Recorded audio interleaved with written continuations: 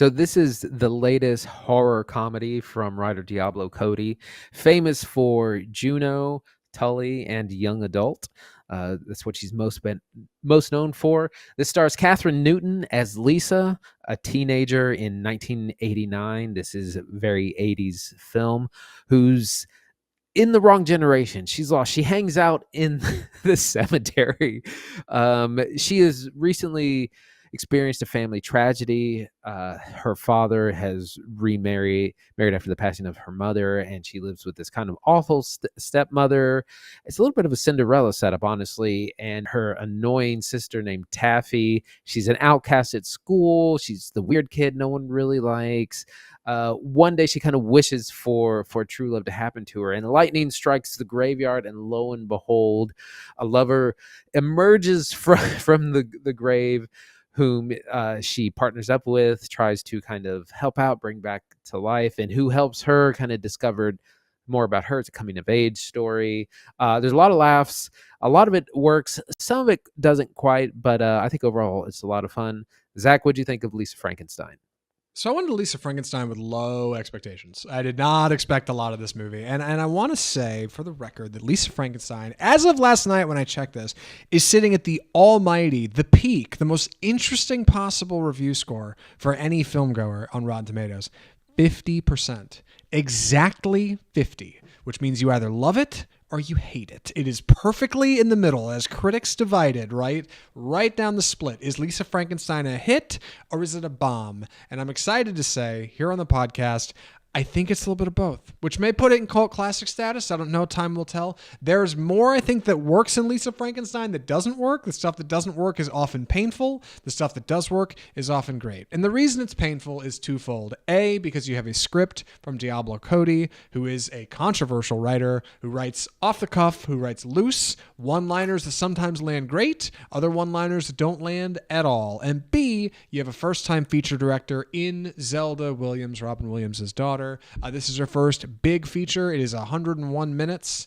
And sometimes that feels like a stretch. Sometimes it feels like it's struggling to keep up with the runtime. Other times it moves great and has really bouncy pacing and a lot of like fun sequences that are really good. It can be funny and tense at times. Other times it can be droll and boring. But ultimately, I think more works than doesn't in Lisa Frankenstein. And I'm excited to talk about it because, like I said, I went in with low expectations. I didn't think it'd be all that much. I think I came out liking it more than I didn't. I think Lisa Frankenstein might be good stuff. Yeah, it's surprisingly sweet. Most of it works. Like I said, the setting is really fun. It has that feel of like a Ferris Bueller's Day Off or Nightmare on Elm Street. Like it really has that I don't know, that sheen, that like the style, the songs. I thought this was a musical, by the way, and it's not. It features a lot of 80s classics, kind of reorchestrated in different ways. But it's not a musical, which I totally thought it was. There's a lot of jokes in this. It's one of these things, kind of a joke a minute kind of thing. Most of them work. Most of them land. Like I laughed quite a good bit. Some of them don't as much. Part of it has to do with if you see it in a good crowd, it'll probably laugh a little bit more. My theater was a little bit empty. My only other big criticism is it just kind of seems a little small. It feels like a play a lot of times because there's only like 2 or 3 people on screen. It's Lisa Frankenstein with her family. It's her with the creature, the monster, a lot of one-on-one. There's just 2 or 3 people, and it just seems so small, and it almost feels like it would have done better as a streaming release. This would have been a hit on Netflix or Amazon Prime. Yeah, I think going to theaters was an odd choice. I think they really wanted to get some. They thought they had some bluster out of Diablo Cody's title, especially with I think the rise in like Megan's body memes in the last year. I feel like I've seen a lot of those. So I think they really wanted to try to push that. I remember seeing that in the ads, like from the writer of Diablo of Megan's Body, right? Yeah. And it's got Cole Sprouse coming hot off Riverdale. Catherine Newton's a big talent up and coming. It's 80s. It's retro. It's got that Stranger Things vibe. Like, why not, right? Like, let's see what we can do. And I think like in all of those aspects, the movie works. I think the places where it suffers are, like I said, Diablo Cody's writing usually works, but like not always. There's definitely some one-liners that fall flat. There's some awkward sequences in here, like awkward 80s teens would be. And number 2, like Zelda Williams, while I think she actually has a pretty good knack for editing and pacing, I think she struggles with shot composition. Like there's a lot of stuff in this movie that just looks fine. When you've got a room full of like kitschy 80s decor and a double French door closet with like film stuff on it and a big poster of the moon that your guy comes out of, like I would think that would all be a little bit more flashy, and it ends up feeling a lot like a set, which is fine. But like I said, I think that's just a first time director thing that gets worked out over time. Zelda's done a lot of music videos and a couple shorts, so I think this is something she grows with and learns. Meanwhile, the movie is held down by Catherine Newton, who does a fantastic job as Lisa. She puts the whole movie on her back. It reminds me a lot of Ellie Fisher in 8th grade, and Cole Sprouse, who plays the creature, who has I'm just gonna comfortably say no lines in the film. He does not talk. Lots of grunting. Really. Yeah, lots of basically lines. Like you're emoting lines, but our monster does not have a. Well, there's a reason he can't talk. I won't get into it, but the two of them, I think, do actually a pretty good job of making it work, alongside like a supporting cast who's small but surprisingly sincere. Like Andy said, more like a play almost. Yeah, the smallness works in some instances. The family stuff is funny. Carla Gugino is kind of the terrible stepmom who she does a lot of scene chewing in the movie. There's some funny gags about, like, 80s big hair. She's got so much hair in this, hairspray. There's a joke about tanning beds. There's just a lot of that 80s stuff that, they're shoving notes into people's lockers, which is, what high schoolers did before texting.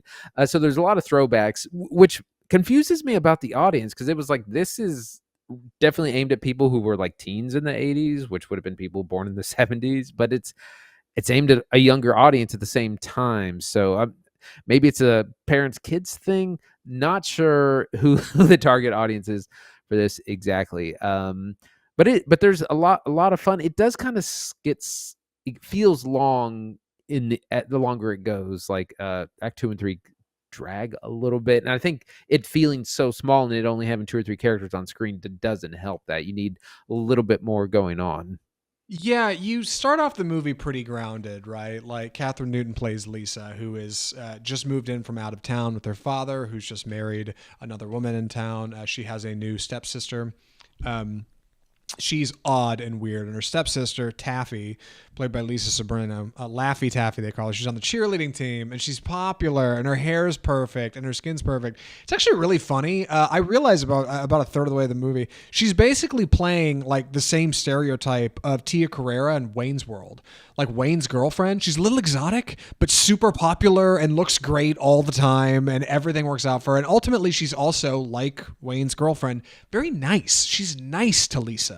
She's not mean like where most of these other people would be. She's genuinely kinder. Lisa and her actually have a great scene towards the end of the movie where this is explained. Like, hey, like you see me in a way that other people don't. She invites her to parties. She's like, wear my outfit. I think it'll give you some confidence. Like she genuinely is trying to help Lisa kind of acclimate. Meanwhile, Carla Gugino plays Janet, Lisa's new mom and Taffy's original mom, who lives in the house with them, who is just a total 80s I could say bitchy on the podcast, right? She's bitchy. Yes. It's her thing. Like they even make a joke about it in the movie, like specifically. She's so uptight, and Lisa's staying in her house that looks like a museum on the inside. And anytime anything is wrong, it's always Lisa's fault. And of course, there's Lisa's father, played by Joe Crest. His name is Dale. He is playing exactly his character from Stranger Things. And if you can't remember Joe Crest in Stranger Things, it's because he plays Mike's dad, who is like non-existent 80s father with the big goofy glasses, who like in no way is involved in anything the kids are doing.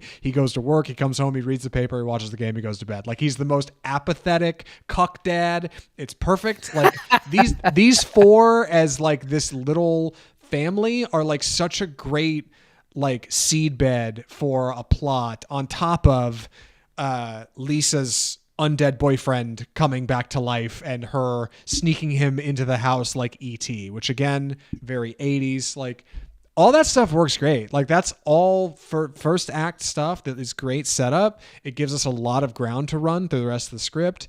And of course, like it gives us a good foundation for the unreal to happen, which is a man comes back to life and is now walking, right? The dead are alive. I think the movie does a pretty good job of kind of keeping itself in check while straddling that absurd line of logic that like this is possible and this is something characters would be aware of and maybe okay or not okay with.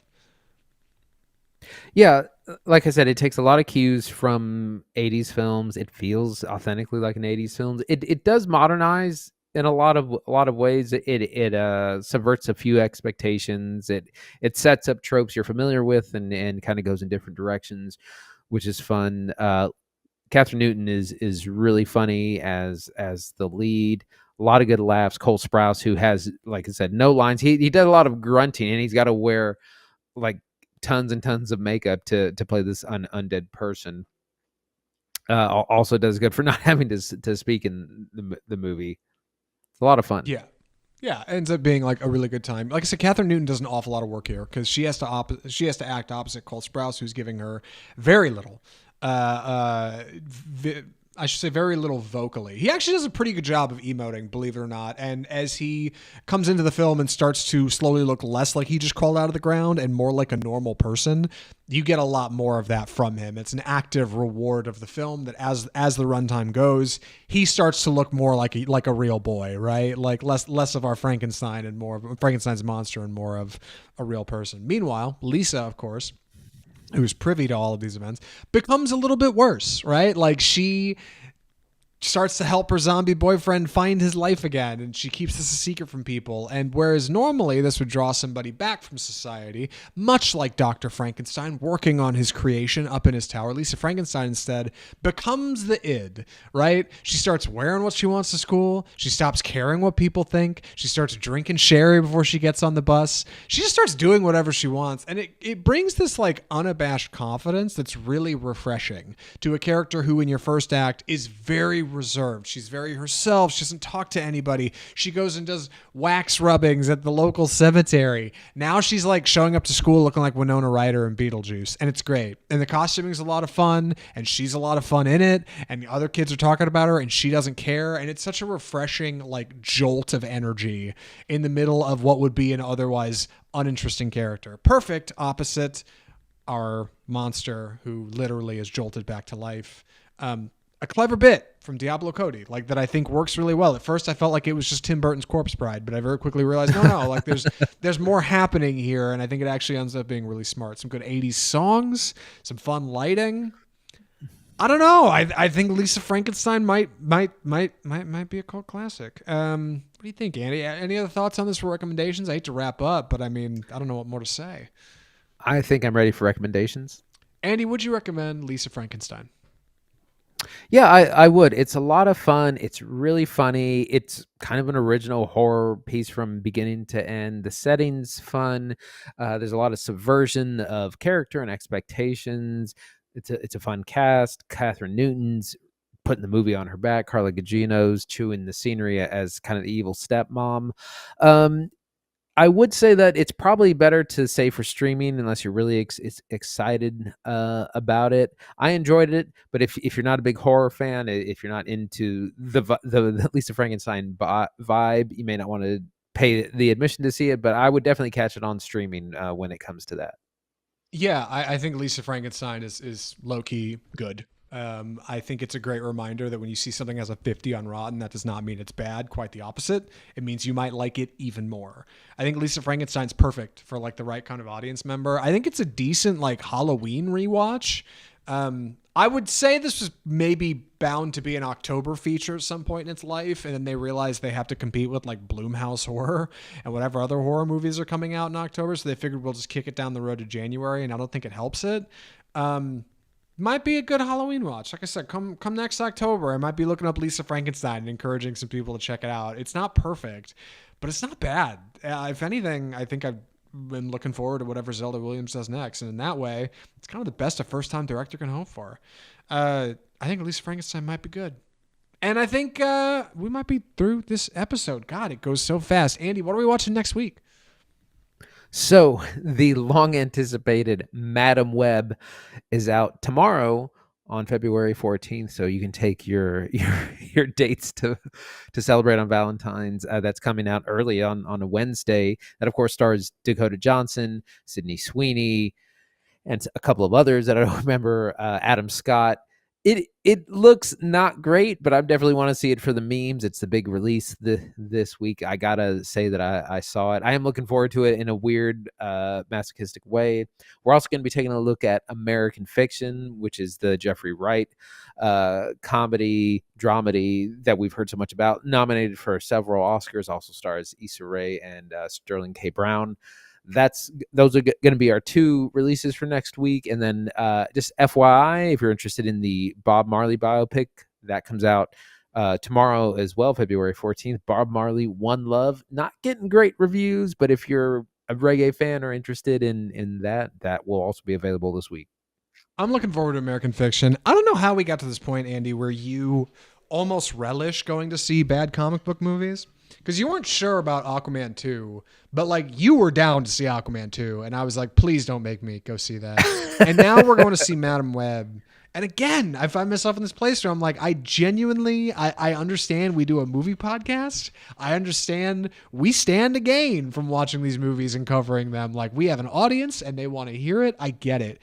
Boy, I still don't want to go see Madam Web, but we're going to do it. All right. Like these are the sacrifices we make on Oscar Film Review. And if you want to hear our Madam Web review, you want to hear what we have to say about American Fiction, the best way you can hear next Tuesday's episode is to subscribe to the show. Wherever you're listening or watching this show, there's a subscribe button somewhere. It's in one of these windows. All right. It might be on your phone screen, wherever. I bet you can hit it. Probably not that hard to find. I'm sure it's not. You can follow us on iTunes, Google Play, Spotify, iHeartMedia, anywhere you find audio podcasts where you can follow the show there. You can subscribe or you're able to get new episodes downloaded straight to your phone. You can rate and review the show right there. Leave us a 5-star rating or a comment if you like. Let us know what you thought. We appreciate it. And of course, if you're watching on YouTube, you can subscribe there as well.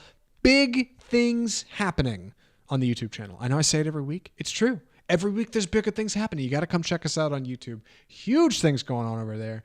We're on all the usual audio platforms, Facebook, Twitter, Instagram, all that usual social media stuff. We're there. You can like, you can comment, you can follow us there too.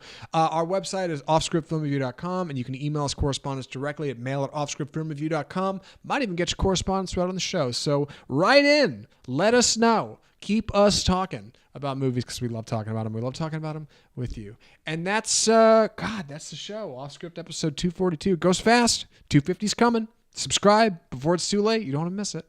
And from all of us at Off Script Film Review, the home of bold cinema, I'm Zach Lewis. And I'm Dr. Draper. Thanks for watching.